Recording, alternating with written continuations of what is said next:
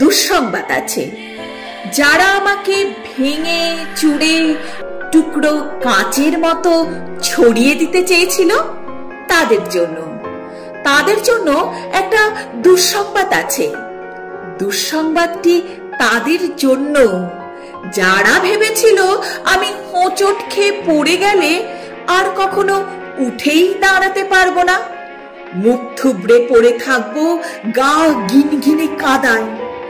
আমাকে ছিঁড়ে কাগজের মতো কুচি কুচি করে হাওয়ায় ভাসিয়ে দিলে আমি হারিয়ে যাব দিকশূন্যপুরে।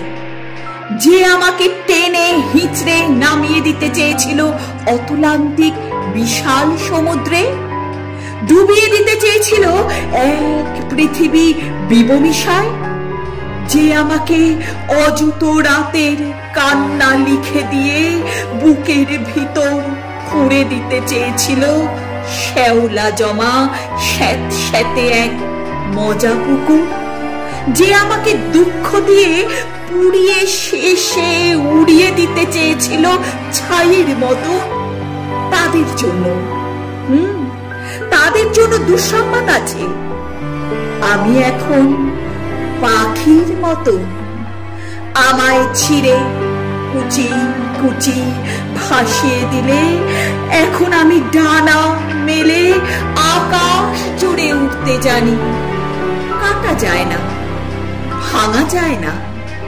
আমি এখন জলের মতো, ভেসে যেতে যেতেও হঠাৎ জলোচ্ছ্বাসে ভাসিয়ে দিতে আমিও জানি ছড়িয়ে থাকা টুকরো কাচের শরীর থেকে দুফলা এক ছুরি হতে।